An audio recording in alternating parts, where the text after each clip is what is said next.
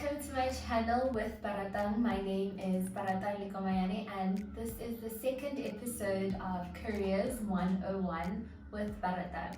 Today I am joined by the 22-year-old Tsukubatso Dlamini, who is a multi-engine, instrument-rated commercial pilot. That's quite a heavy title.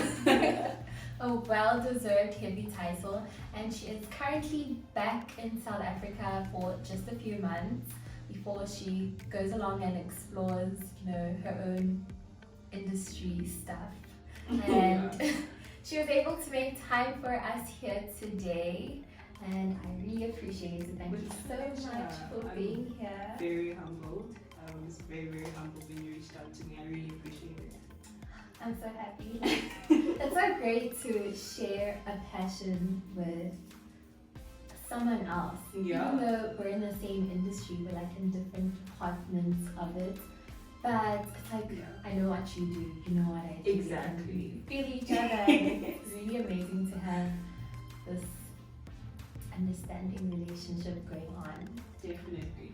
So aviation is a very, very special career. I mean, a lot of people view it as, this is an unattainable, I can't imagine myself in that space. And you imagined yourself and went for it. Where did that passion stem from? Okay, so this is a story I'll never get tired of speaking about because it really is so dear to me. I remember in grade 1. Okay. Grade 1, I was 6 years old, and I think towards the end of the year, I don't remember a lot of details about my childhood, but that one I specifically remember. And we were told to draw a picture of what you want to be when you grow up, right? And I just remember my mom, even when she tells the story, she's like, I just got back from work and my daughter just bought a paper with a skew airplane and a round head with a smiley face, and she's like, I wrote the pilot, and she's like, it really took her back because it wasn't a word that was said in the household, or it wasn't a mainstream career at the time. Mm-hmm. So she was like, she definitely knew that it was a calling for me, and so from that point I literally just had a tunnel vision, and I've never seen anything else but flying, and I just made it my ultimate goal.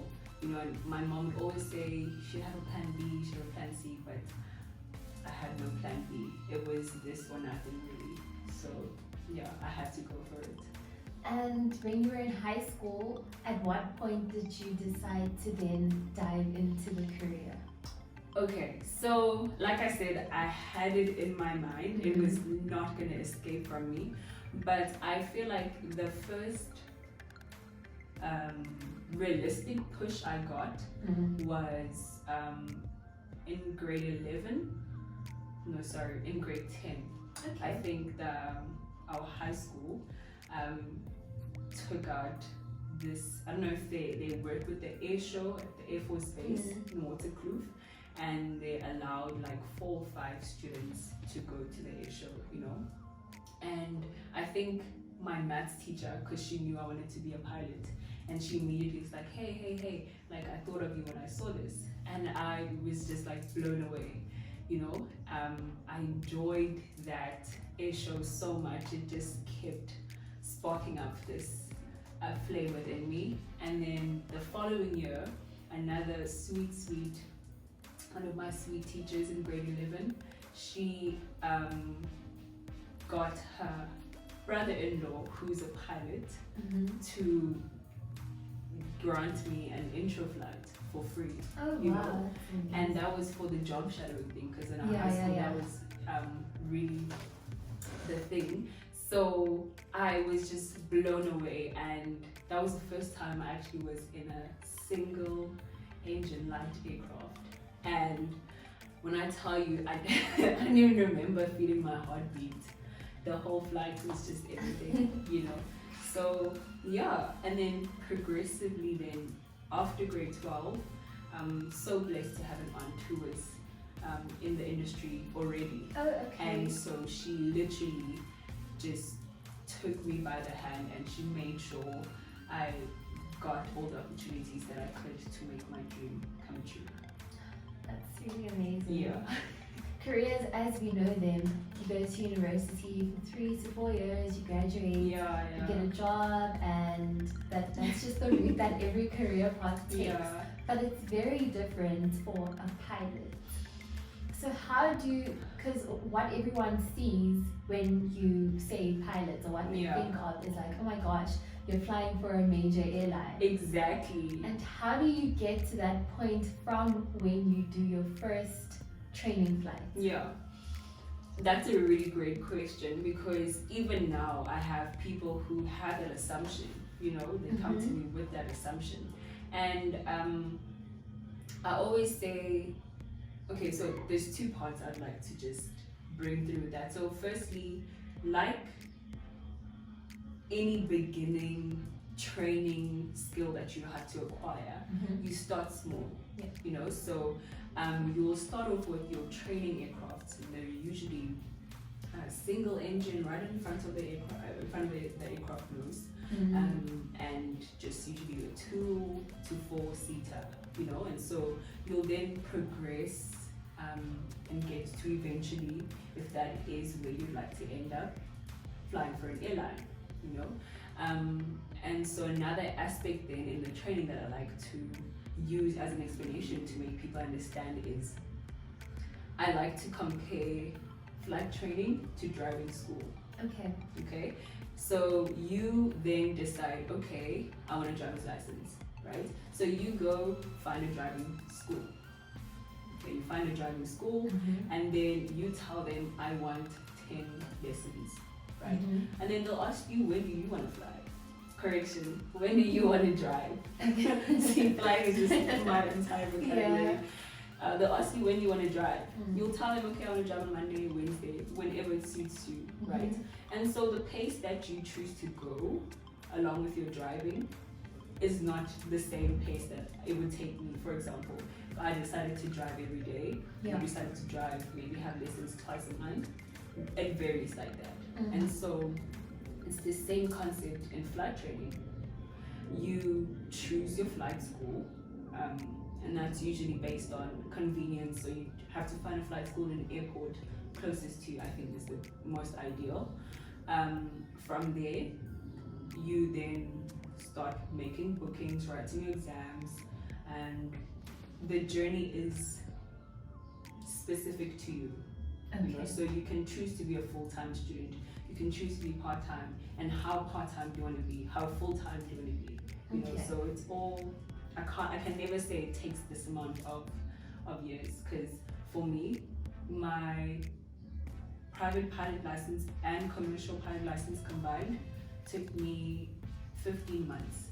You know, and for some, I know some people take them 6 years. So that is just based on your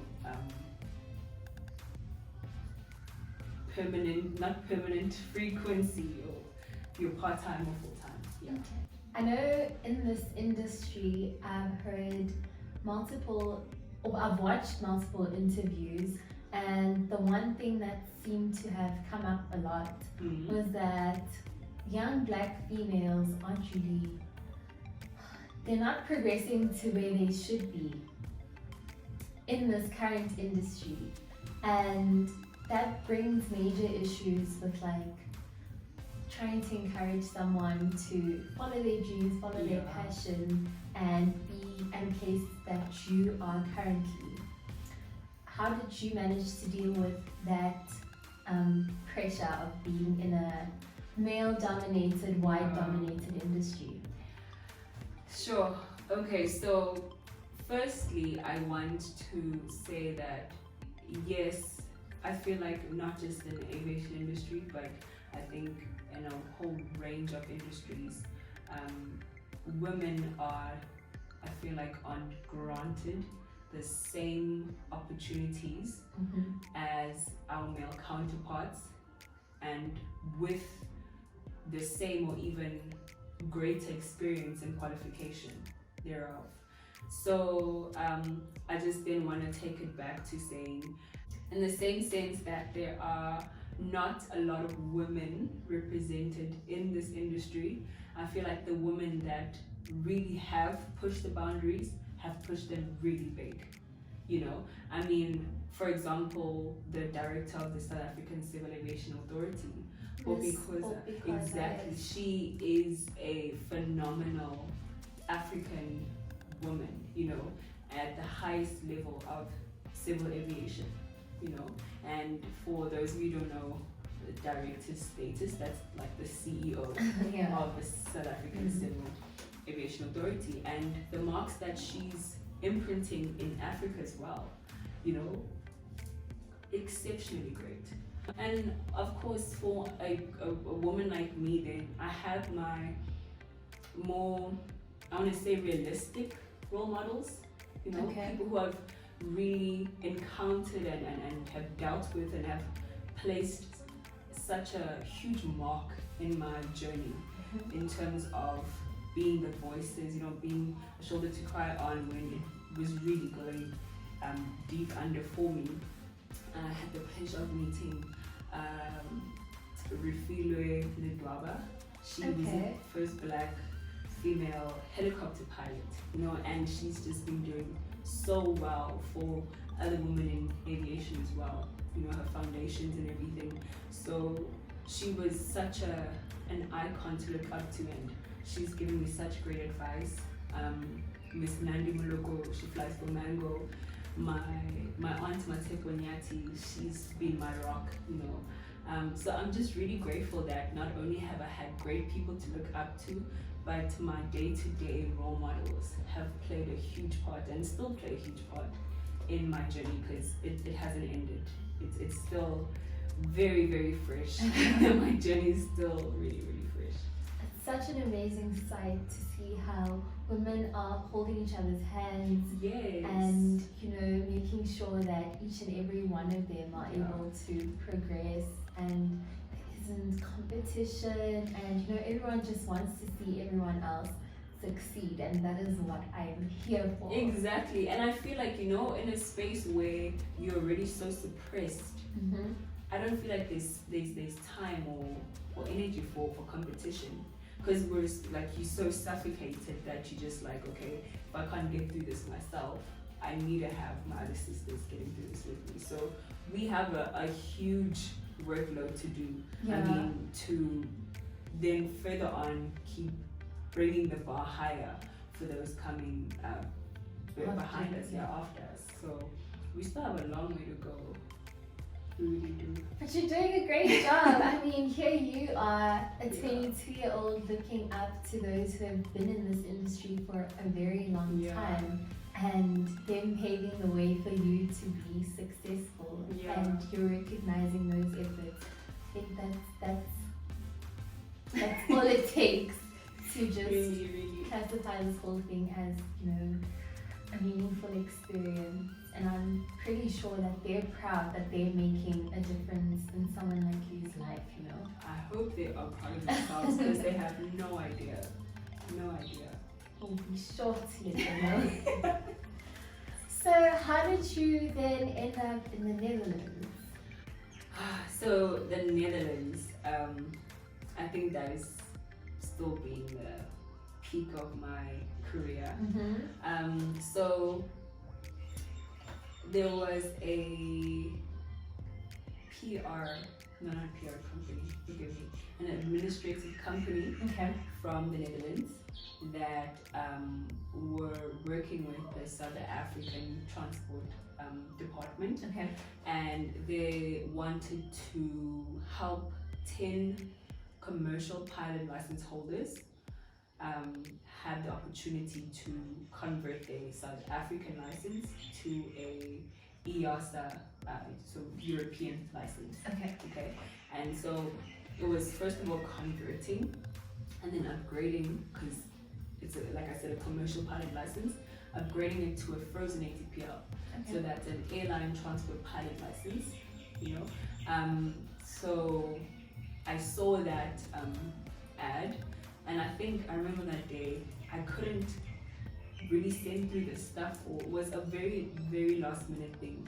But whatever the driving force that was that pushed me, actually I know what the driving force was. It was a friend.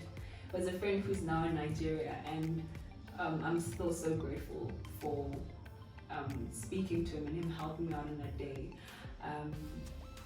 But I then applied, got shortlisted. I think it was a group of, they started off with just over 100, and then they shrunk the size down to 80 commercial pilot license holders, and they shrunk it down to 20 where they got their last 10. And I was just blessed enough to make it in that 10. Being the youngest in the group was quite intimidating, but I never doubted. I was like, I know there's a reason why I was chosen, and yeah, I'm just grabbing this opportunity with everything that I have and going straight with it, and I feel like that's what I've done. I always feel like I'm modest about my achievements, but that was a really difficult time of my training. I do not want to lie. In South Africa, for the same license, frozen ATPL subjects, we have 6. In the Netherlands, we have 14. And in South Africa, you have the luxury of, again, deciding when you want to write your exam. So you could book your exam once a month or once every 2 weeks. And there you have to write 7 exams within 3 days, back to back. So when I tell you that moving from that shift of being flexible to choose when you want to write, to then being given, I think I was given initially 3 months, then they extended it to 6 months of studying for these exams, then going in there. It took a toll on me, on my health, like in terms of, it was just a lot, like spiritually, mentally, but it was so worth it. I don't want to lie to you, it was so worth it. I can really see the doors that it may open for me, and I'm just so excited for everything. I'm so excited as well, and I'm so proud because you were my senior in high school. Yes, I always looked up to you, and I remember always going to Mrs. Morgan, asking about you, and she always told me, like, if you want to go into aviation, just contact her because she has all the information. I did not know that. Yeah, she always spoke about, you know, what it was you were doing, and I got to look up to you from that point. I'm so, like, and I'm a big crier, so I may just start. Well, I really hope God blesses you with your future endeavors in your career and opens those doors, and they're not open, you just kick them open. I'll fly right through them, honestly. Yes. But thank you so much for having me as well, and you're doing such an amazing job, you know, just highlighting and really showing off what is mostly hidden, you know, our hidden careers, or careers that look too airy-fairy from there, you know, so attainable but with such intimidation. So thank you for having me. I really appreciate it. So for those watching and wanting to enter the industry, what steps do they have to take in order to get to where you are? Okay, so I think it would be easy for me to explain based on the description I gave with the example of the driving school. So again, so step 1 is finding a suitable flight school for yourself. You know, it's very easy and accessible for you to get quotations. A lot of people that work can just call them a flight school. They're more than willing to help you with figuring out what's what and what license takes how long. So just to give a quick learning step say for that you will start off with your student pilot license, which is the SPL, and that's just the key or the gate pass, so to speak, to allowing you to then get your private pilot license. Okay. Right? From there, you should, the minimum hours for that, according to the South African Civil Aviation Authority, is 45 hours of flying. You then move on to your commercial pilot license, if you'd like that, and that's then ending off with a minimum of 200 hours. And if you're going the integrated course route, that would be 180, please don't shoot me. Very It is quite expensive. So yes, it's finding the flight school, it's finding the funds. So if you're blessed to be able to sponsor yourself, give it a shot. Go. You just need to really apply, and you can start flying as of tomorrow. But for those who aren't able, I was not able to fund myself. I was blessed to be sponsored by TITA, which is a Transport Education Training Authority, and their website is www.tita.org.za, and that's where you can see the bursary schemes. But I think they now, as of now, they only sponsor from commercial pilot license onwards. So I know a lot of people who are working part-time to fund their private pilot license, because again, it's that 45 hours, does become a bit costly, but it's certainly much more affordable than your commercial pilot. So a lot of people are just taking it easy, going that route. Some people getting loans, that's also not too bad. And yeah, so after you've gotten your funding, you've gotten your flight school, go for it. You're ready to gain your wings. Exactly. Well, thank you so much. I can't thank you enough for coming here and talking to my viewers and encouraging young Black females and showing them that everything is possible. It is very possible. You just have to believe, and God will make a way. Definitely. Prayer, a lot of prayer that got me through most of my turbulences. So if anyone wants to connect with you, where can they find you? You can find me on Instagram at pilot_Tsego, so pilot TSHEGO. You can DM me. I am more than happy to answer any questions. I know I have quite a few really aspiring pilots that I speak to on a day-to-day basis. So I will respond to, I think the longest time I'll probably take it for 24 hours maximum. But I'm more than happy. I'm thrilled to help anyone who has any questions. Okay, thank you so much once again. Thank you. And we've reached the end of the interview. Thank you everyone for watching this video with Tshegofatso Dlamini. And if you would like to connect with her, I will leave her social media handle in the description box below. Don't forget to like, comment, and share this video, and also to connect with me on my social media platforms @with Baratang on both Twitter and Instagram. No underscore. And see you in the next video. Bye.